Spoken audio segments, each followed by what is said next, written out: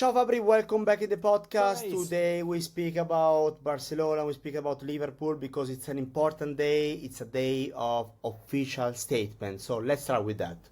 Yeah, congratulations to Liverpool and Barcelona because they are among the clubs doing better at the start of the summer transfer window, with Barca finally announcing Juan Garcia as new goalkeeper. They paid the release clause earlier this week, but now the player signed this contract till 2031, same length of the contract they want to offer, and they already agreed with Nico Williams. So Barcelona working on this 6-year deal model for Juan Garcia and now also for Nico Williams, and then Liverpool. For Liverpool is a massive day, a massive hours, I would say, also because they closed the deal for Florian Wirtz. It's finally officially, it's finally confirmed, and so we can confirm what we said also here on our podcast on Men in Blazer almost 10 days ago, that Tuesday last week, when there were many denials, and now Florian Wirtz is a Liverpool player. But this is not over for the Reds because they will be very active also in the next days and weeks.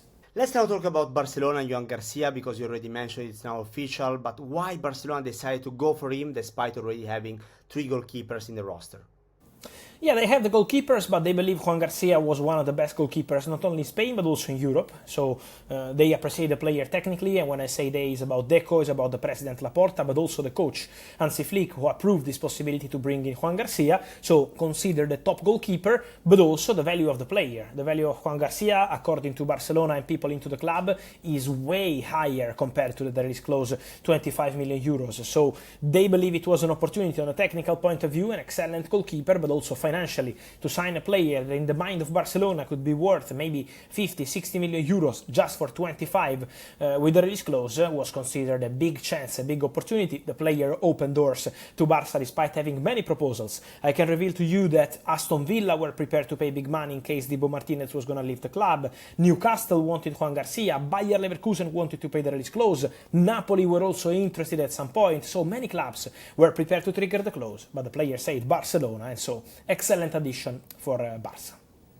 Talking about Barcelona, what's the status of the Nico Williams deal right now? Look, there is an agreement between Barcelona and Nico Williams on the contract, so as mentioned 2 days ago, and I can confirm also the details of the story to help our friends understand the status of the deal.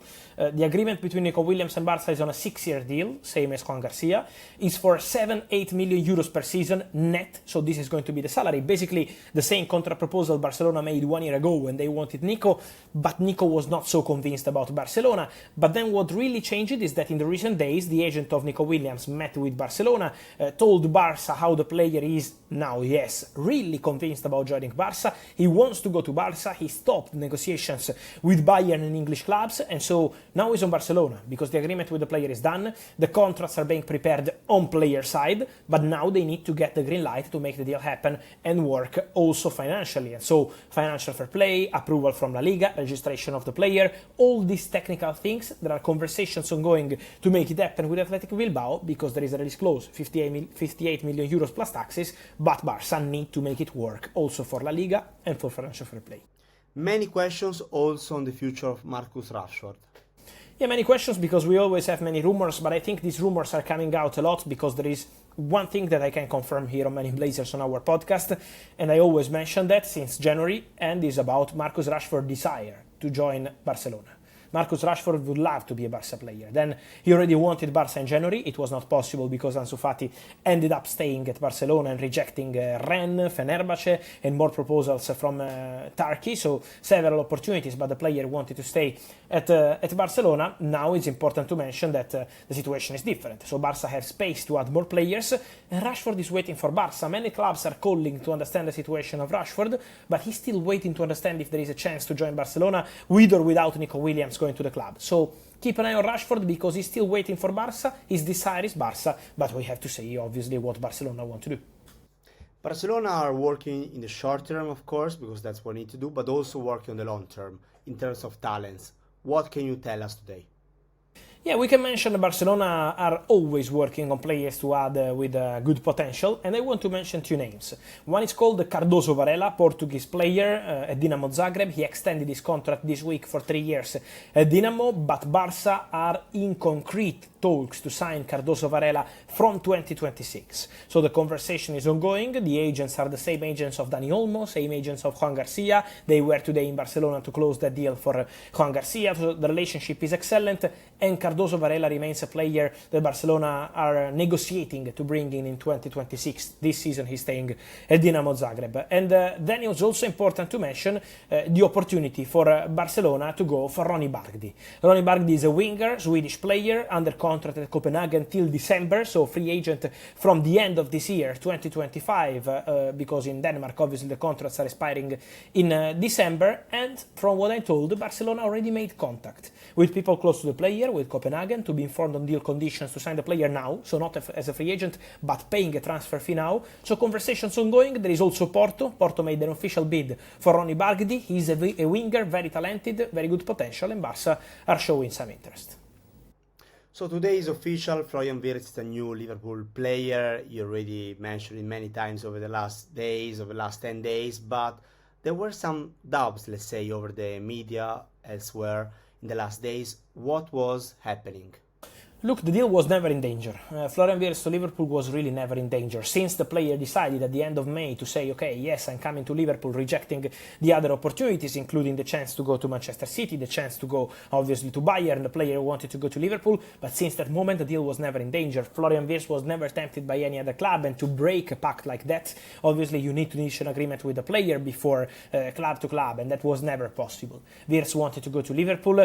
Wirtz was in very good talks with the director, Richard Hughes, with the coach Arne Slot, also heavily involved in this conversation to bring in Florian Wirtz. So the deal was never in danger, was agreed 10 days ago between the clubs. Then obviously take some time to do the formal steps of the deal, exchange all the documents, all the emails, approve every detail of the deal with the lawyers involved, get the player to return from holidays and then sign his contract. So there were some formal steps to complete, but now everything is okay, and so we can consider Florian Wirtz obviously official finally as a Liverpool player, but also it's important to mention that the player was never tempted by any other club since he decided to join Liverpool. Up next, Milos Kerkez.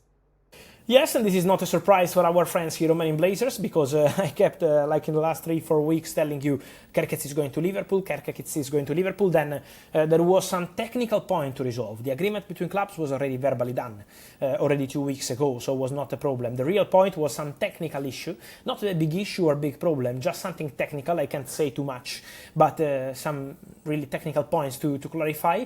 Everything has been clarified today. So today, for the first time in the last 24 hours, Liverpool and Bournemouth were able to prepare all the paperwork for this deal. So till today was everything verbal. Now they started drafting all the contracts, and so deal done, £40 million, 5-year contract. My understanding is that Milos Kerkez will travel to Merseyside on Tuesday next week. So everything is ready. Also in this case, the player only wanted to go to Liverpool, ready for this move, and so Jeremy Frimpong, Florian Wirtz, Milos Kerkez is coming on Tuesday, and for Liverpool, I would say, being almost mid-end of July, an excellent, fantastic start of the summer transfer window. So, on top of the 3 transfer you already mentioned, do you think Liverpool are done with the transfer business, or we can expect something from them? No, I don't think so. I don't think they're done. I think Liverpool will continue to look for opportunities. Then obviously the outgoings are important, and so to clarify about that, Jarell Kansa will be a Bayer Leverkusen player. This is my understanding. Then there is still some detail to clarify on this story, but they're negotiating £30 million plus add-ons. This is the transfer fee for Jarell Kansa to join Bayer Leverkusen. Agreement done with the player, who already spoke to the coach Erik ten Hag. So now depends on the clubs with these final details being clarified, but it could be done any moment from now. And so Liverpool will look for a centre-back. They wanted in Huijsen, but he ended up at Real Madrid. He was also in the list at Chelsea, Arsenal, Liverpool. All these clubs wanted him. Now Liverpool are looking at different options. One of the players they like is Mark Guehi at Crystal Palace, who is not extending the contract, so it could be an opportunity, because in 1 year he could be a free agent, so the transfer fee could be interesting this summer. But again, let's see what's going to happen, because the list is not only Mark Guehi, so it's an open situation. What's the situation with Alexander Isak? Well, look, we are receiving many questions about this one, but I keep saying that for Liverpool, Alexander Isak is a dream target. For Liverpool and for Arsenal, but this is not today or last week or last month. This is since February or March that Liverpool and Arsenal consider Alexander Isak as a dream target. But it's a dream. The word says it all. It's not easy at all. It's very difficult. It's very complicated to reach an agreement with Newcastle. It would take a completely crazy bid. So in this moment, the situation is not advancing, is not that concrete. So I don't want to sell dreams to the fans. In case the story changes, we will let you know. But in this moment, Newcastle remain firm on their valuation, convinced that the player is gonna end up staying at the club, playing Champions League football under Eddie Howe at Newcastle. So at the moment, the situation for Alexander Isak is still very quiet. The appreciation from Liverpool, we can confirm that, but it remains a complicated story for sure. Last one for today is about Ekitike. Yeah, for Ugo Ekitike is gonna be another interesting saga of this transfer window, because in general for Liverpool, remember that the outgoings are not only important for defenders, with Jarrell Kansa going to Bayer Leverkusen, but also for attackers. Federico Chiesa is on Napoli list, Darwin Núñez as well, interest from Napoli, interest from Saudi, so I expect Darwin Núñez and Chiesa to leave Liverpool this summer, and so Ugo Ekitike is one of the players Liverpool have in the list. For sure, there were contacts in the recent days. There are 3 clubs interested in Ekitike. One is Chelsea, with a direct call to enter Frankfurt 2 weeks ago to ask about the player. Frankfurt asked for 100 million euros, and so Chelsea are not paying that money. Then there is interest from Manchester United. They're looking for a striker. They made a call in the recent, let's say, 6-7 days to ask about the situation of Ekitike, but again, at the moment, still nothing advanced between clubs because the player is very expensive. And then there is Liverpool. Liverpool have an interest in the player. Liverpool have been tracking and following the player, so they like Ekitike. They believe Ekitike could be a nice opportunity, but again, still nothing advanced because they wait to understand what's going to happen in terms of transfer fee with Darwin Núñez exit. But for sure, Ekitike is on Liverpool list, is a player they like. Then there is a feeling into the industry for Eintracht maybe to drop the price later in the window, maybe from 100 million euros to 90, 80, we will see what Eintracht will decide. But for sure, Ekitike is going to be one of the cases to watch on Men in Blazers also here on our podcast. Thank you, Fabri. Plenty to come also in the next weeks. Thank you, as always. Thank you. Ciao, guys.